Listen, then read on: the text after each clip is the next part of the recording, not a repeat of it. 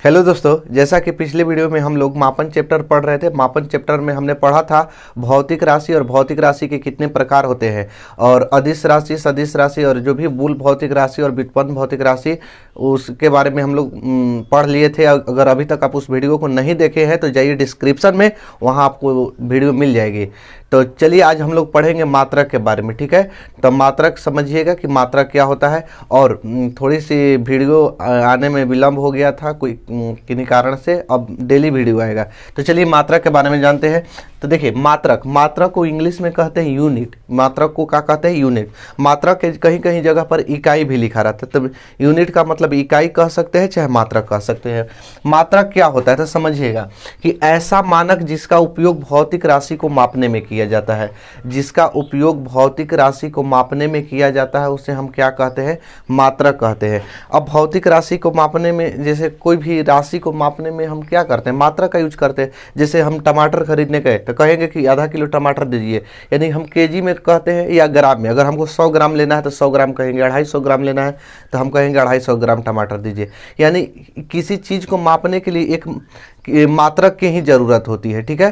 तो उस मानक की ही ज़रूरत होती है जिसको हम मात्रक कहेंगे। अगर हमको कपड़ा लेने जाना है तो कपड़ा के कहेंगे कि 10 मीटर कपड़ा दीजिए, 2 मीटर कपड़ा दीजिए या 5 मीटर कपड़ा दीजिए, ठीक है। तो यानी जिस मानक का हम उपयोग करेंगे उसको हम क्या कहेंगे? मात्रक कहेंगे, ठीक है। तो मात्रक में देखिए, जैसे अगर कोई पूछेगा कि मात्रक में जैसे में क्या क्या हो सकता है, तो यहाँ से मीटर लिख सकते हैं, मीटर।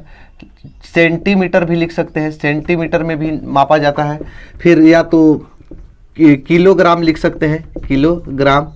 ग्राम भी लिख सकते हैं, मिलीग्राम, मिलीलीटर भी लिख सकते हैं, ठीक है। फुट भी लिख सकते हैं, सेकेंड भी लिख सकते हैं, सेकेंड, घंटा। यानी कि जिस मतलब जो भी मात्रक आपको दिखाई देगा, माने दिखाई देता है, उस जिसका उपयोग हम करते हैं तो उसी को हम क्या कहेंगे? मात्रक कहेंगे। और जैसे में जो भी लिखना होगा यहाँ से लिख सकते हैं। अब हम लोग समझते हैं मात्रक के प्रकार कि मात्रक कितने प्रकार के होते हैं। तो देखिए मात्रक ऐसे 3 प्रकार के होता है। पहला होता है मूल मात्रक, व्युत्पन्न मात्रक और सहायक मात्रक। ये मूल तीन गो होता है, मूल मात्रक, व्युत्पन्न मात्रक और सहायक मात्रक। तो सबसे पहले हम लोग जानेंगे कि मूल मात्रक क्या होता है, ठीक है। मूल मात्रक, तो देखिए मूल भौतिक राशि के मात्रक को मूल मात्रक कहते हैं। मूल भौतिक राशि के मात्रक को मूल मात्रक कहते हैं, ठीक है। मूल भौतिक राशि के मात्रक को मूल मात्रक कहते हैं। अब समझिएगा कि मूल मात्रक, मूल भौतिक राशि किसे कहते थे? हम तो लिखवा दिए हैं मूल भौतिक राशि। अगर नहीं लिखे हैं तो एक बार और सुन लीजिए परिभाषा। मूल भौतिक राशि किसे कहते हैं? अगर कोई पूछेगा तो यही कहेगा कि वैसी राशि, वैसी भौतिक राशि जो स्वतंत्र अवस्था में होती है और किसी दूसरे राशि पर निर्भर नहीं करती है, उसे मूल भौतिक राशि कहते हैं। अब मूल भौतिक राशि के मात्रक को मूल मात्रक कहते हैं। मूल भौतिक राशि 3 ही होती है, लंबाई, द्रव्यमान और समय। लंबाई, द्रव्यमान और समय। लंबाई को मीटर में मापा जाता है। लंबाई का मात्रक क्या होता है? मीटर। देखिए यहाँ लिखवाए हैं, लंबाई, द्रव्यमान, समय, 3 गो होता है। तो लंबाई को मीटर में मापा जाता है। द्रव्यमान किसी भार को किलोग्राम में और समय को सेकंड में मापा जाता है, ठीक है। तो लंबाई का मात्रक मीटर, द्रव्यमान का किलोग्राम, समय का क्या होता है? सेकंड होता है। तो ये हो गया मूल मात्रक, ठीक है। अब समझिएगा, थोड़ा सा ध्यान से समझिएगा। लंबाई जो है ना, लंबाई के बराबर कौन कौन हो सकता है? तो लंबाई के बराबर खुद लंबाई भी हो सकता है, चौड़ाई होता है, ऊंचाई होता है। ऊंचाई अब बता रहे हैं क्या होता है? गहराई होता है, गहराई या किसी चीज का मोटाई, या तो किसी चीज की त्रिज्या, या तो विस्थापन, या दूरी। इतना जो है ना वो लंबाई के बराबर होता है। अरे देखिए लंबाई, जैसे मान लेते हैं बोर्ड का ही उदाहरण लेते हैं, तो बोर्ड इतना लंबा है, इतना मान लेते हैं चौड़ा है, ठीक है। तो अब इस लंबाई एक तरह से चौड़ा है, तो एक तरह से लंबाई का ना काम करेगा। कोई चीज़ कितना ऊंचा है तो यानी कितना लंबा है, कोई चीज़ कितना दूर है तो यानी कितना लंबा है यहाँ से, ठीक है। तो यानी कि लंबाई के बराबर लंबाई, चौड़ाई, ऊंचाई, गहराई, मोटाई, त्रिज्या, विस्थापन और दूरी, ये सब क्या होता है? लंबाई के बराबर। इतना चीज आ जाएगा किसी में, सबको मीटर में ही नापेंगे, ठीक है। लंबाई को भी मीटर में, चौड़ाई को भी मीटर में, ऊंचाई को भी मीटर में, यानी सभी चीज को मीटर में ही नापेंगे। चाहे दूरी हो गया तो दूरी एक तरह से लंबाई है, तो लंबाई के बराबर है तो लंबाई की मात्रक क्या होता है, मीटर होता है। तो यानी कि हमको उसको क्या में मापेंगे, मीटर में मापेंगे। समझ में आ गया। तो लंबाई के बराबर इतना होता है। द्रव्यमान तो किलोग्राम में मापेंगे, ग्राम में नहीं मापेंगे। बताएंगे कि ग्राम में कम मापते हैं। और समय को हमेशा सेकेंड में ही मापा जाता है। इसे घंटा में भी मापा जाता है, तो घंटा बताएंगे किस में होता है। तो इतना समझ में आ गया। पहला मूल मात्रक, कि मूल भौतिक राशि के मात्रक को क्या कहेंगे, मूल मात्रक कहेंगे। व्युत्पन्न मात्रक समझिए। तो व्युत्पन्न मात्रक के बारे में यही कह सकते हैं कि व्युत्पन्न भौतिक राशि के मात्रक को व्युत्पन्न मात्रक कहते हैं। ठीक है, व्युत्पन्न भौतिक राशि के मात्रक को व्युत्पन्न मात्रक कहते हैं। अब कहिएगा व्युत्पन्न भौतिक राशि क्या है। तो व्युत्पन्न भौतिक राशि वीडियो पहले पिछला देख लीजिए ना, तब समझ में आ जाएगा। नहीं देखे हैं ना तो हम अभी फिर से बता देते हैं कि व्युत्पन्न भौतिक राशि जो मूल भौतिक राशि के सहायता से प्राप्त होती है, जो मूल भौतिक राशि के सहायता से प्राप्त होती है उसे क्या कहेंगे, व्युत्पन्न भौतिक राशि कहते हैं। जैसे में देखिए, ध्यान से समझिए, चाल ही है। चाल क्या है, व्युत्पन्न भौतिक राशि है।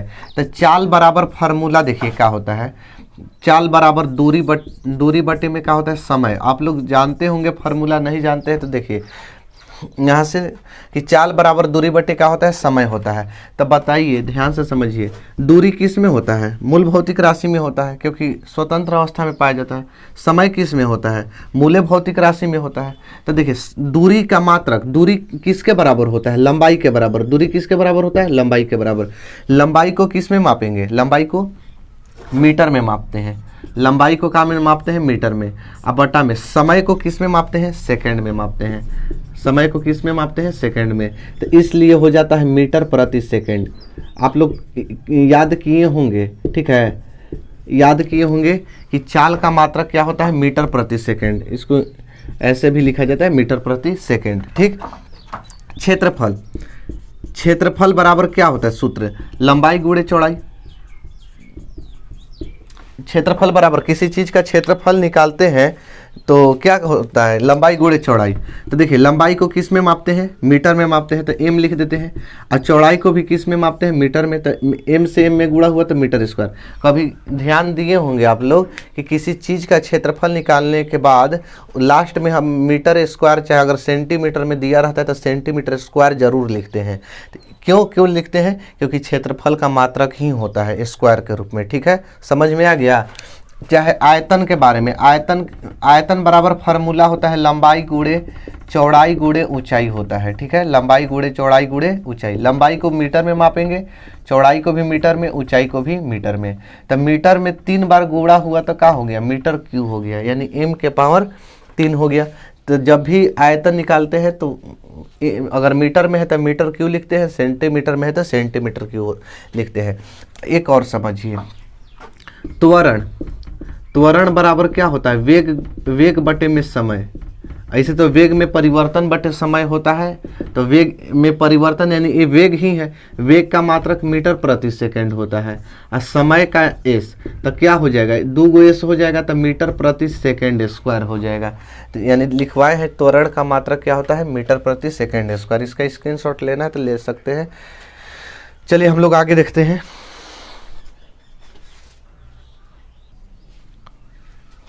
अब देखिए सहायक मात्रक के बारे में। सहायक मात्रक मात्र 2 ही होता है, एक होता है समतल कोण और एक होता है घन कोण। तो देखिए, सहायक मात्रक में समतल कोण को रेडियन में तथा घन कोण को अस्टेरेडियन में मापते हैं। अस्टेरेडियन में मापते हैं बस। ठीक है, समतल कोण को क्या करते हैं, रेडियन में मापते हैं। सहायक मात्रक में मात्र 2 ही गो राशि होता है, एक होता है समतल कोण और एक होता है घन कोण। तो समतल कोण को रेडियन में मापते हैं और घन कोण को अस्टेरेडियन में मापते हैं। ठीक है, समझ में आ गया।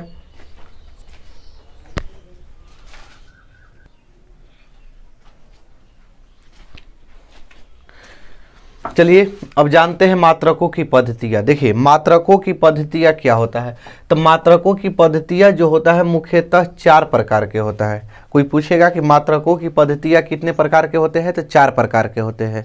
ठीक है, जिसमें से है पहला एमकेएस पद्धति, दूसरा है CGS पद्धति, तीसरा है FPS पद्धति और चौथा SI पद्धति।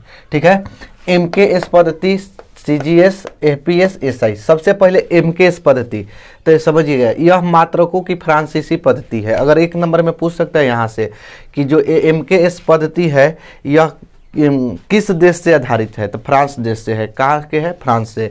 तो यह मात्रकों की फ्रांसीसी पद्धति है जिसमें लंबाई को मीटर में, द्रव्यमान को किलोग्राम में और समय को सेकंड में मापते हैं। देखिए हमको मूल भौतिक राशि कितना होता है? 3 ही को होता है, लंबाई, द्रव्यमान और समय होता है। ठीक है, तो लंबाई को किस में? मीटर में, द्रव्यमान को किलोग्राम में और समय को सेकंड में, इसीलिए MKS नाम है। लंबाई को किस में? मीटर में, तो M से सूचित कर दिया, द्रव्यमान को किलोग्राम में तो K से, और समय को सेकंड में तो S से सूचित कर दिया। इसीलिए लंबाई metre kilogram second, metre kilogram second, लंबाई को मीटर में, द्रव्यमान को किलोग्राम में, समय को सेकेंड में मापा जाता है। ठीक है, जैसे यहाँ लिखवा दिए हैं अलग से ताकि और आपको बढ़िया समझ में आए। राशि, मात्रक, संकेत। लंबाई को किस में? मीटर में मापेंगे तो M से सूचित कर दिए, द्रव्यमान को किलोग्राम में तो kg से, और समय को सेकंड में तो S से। ठीक है, इस संकेत हो गया। दूसरा आता है CGS पद्धति। कौन पद्धति? CGS पद्धति। तो यह भी जो है ना मात्रकों की फ्रांसीसी पद्धति है, यह भी है फ्रांस से ही लिया गया है। ठीक है, यह कहाँ से लिया गया है? फ्रांस से। तो यह मात्रकों की फ्रांसीसी पद्धति है जिसमें लंबाई को सेंटीमीटर में, लंबाई को किस में मापेंगे? सेंटीमीटर में, द्रव्यमान को ग्राम में और तथा समय को सेकंड में। देखिए सेंटीमीटर, ग्राम, सेकंड, लंबाई को सेंटीमीटर, द्रव्यमान को ग्राम में, समय को सेकंड में मापते हैं। देखिए यहाँ लिख दिए, अच्छा तरह से समझ में आए। लंबाई को सेंटीमीटर में CM से दर्शाएंगे, ग्राम को, द्रव्यमान को ग्राम में G से, समय को सेकंड में S से दर्शाएंगे। ठीक है, समझ में आ गया। तीसरा आते हैं FPS पद्धति। तो FPS पद्धति में लिखवाए हैं कि यह मात्रकों की ब्रिटिश पद्धति है, यह इंग्लैंड जो है ना वहीं से लिया गया है, जिसमें लंबाई को फुट में, किस में मापते हैं? फुट में, द्रव्यमान को पाउंड में और समय को सेकंड में। मतलब एक चीज़ कॉमन है सब में कि समय को हमेशा सेकंड में ही मापा जाता है। ठीक, यहाँ समझने के लिए लंबाई को फुट में F से दर्शाएंगे, द्रव्यमान को पाउंड में P से, समय को किस में मापते हैं? सेकंड में मापते हैं।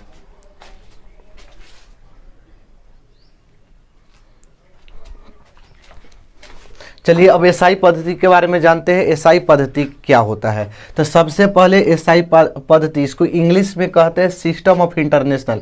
अगर लिखना चाहते हैं तो लिख सकते हैं सिस्टम ऑफ इंटरनेशनल। यह मात्रकों की अंतर्राष्ट्रीय पद्धति है। इंटरनेशनल का मतलब क्या होता है? अंतर्राष्ट्रीय, यानी पूरे विश्व में। यह मात्रकों की अंतर्राष्ट्रीय पद्धति है। यह पद्धति MKS पद्धति के समान होता है। MKS पद्धति क्या होता है कि जिसमें 3 भौतिक राशि होता है, 3 ही गो मात्रक होता है, लंबाई, द्रव्यमान, समय। तो वही है कि MKS पद्धति के समान होता है। लिखवाए हैं कि MKS पद्धति में 3 मूल भौतिक राशि के 3 मात्रक होते थे। पीछे देख लीजिएगा कि लिखवाए हैं कि MKS पद्धति में 3 गो मूल भौतिक राशि के 3 मात्रक होते हैं, जबकि SI पद्धति में 7 मूल भौतिक राशि के 7 मात्रक होते हैं। देखिए जैसे में इसमें 3 गो तो यहाँ से हो गया MKS 16 में से लंबाई, द्रव्यमान, समय, मीटर, किलोग्राम, सेकंड। इसका संकेत है मीटर, केजी और सेकंड के एस। अब इसमें 4 गो और कौन कौन है? तापमान। तापमान का कोई SI मात्रक पूछेगा, केल्विन। तापमान का SI मात्रक केल्विन। ठीक है, तापमान का SI मात्रक केल्विन। याद कर लीजिए, एग्जाम में हमेशा पूछता ही है। तापमान का SI मात्रक केल्विन, के से सूचित करते हैं। विद्युत धारा, विद्युत धारा का SI मात्रक एम्पियर। विद्युत धारा का SI मात्रक क्या होता है? एम्पियर। एम्पियर को कहाँ से सूचित करेंगे? ए से।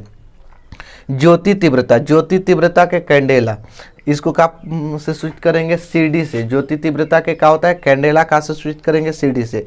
याद कर, इसको कैसे याद करेंगे? देखिए ज्योति तीव्रता, ज्योति किससे निकलता है? यहाँ से देखिए ज्योति किससे निकलता है? कैंडल से, यानी कैंडल एक तरह से कैंडल है ना, कैंडेला याद रखने के लिए ट्रिक्स। कैंडल, तो कैंडल का मतलब होता है मोमबत्ती। तो ज्योति किससे निकलता है? कैंडल से निकलता है। तो यानी ज्योति तीव्रता के क्या हो जाएगा? Candela, CD। पदार्थ की प्रकृति याद रखिएगा कि पदार्थ की प्रकृति जहाँ भी होगा वो मोल से, उसका मात्रक क्या होता है? मोल। ठीक है, पदार्थ के प्रकृति का क्या होता है? मोल। अगर स्क्रीनशॉट लेना है तो इसका स्क्रीनशॉट भी ले सकते हैं। तो आज के लिए बस इतना ही। अब हम लोग मिलेंगे नेक्स्ट वीडियो में नेक्स्ट टॉपिक को लेकर। तब तक के लिए जय हिंद।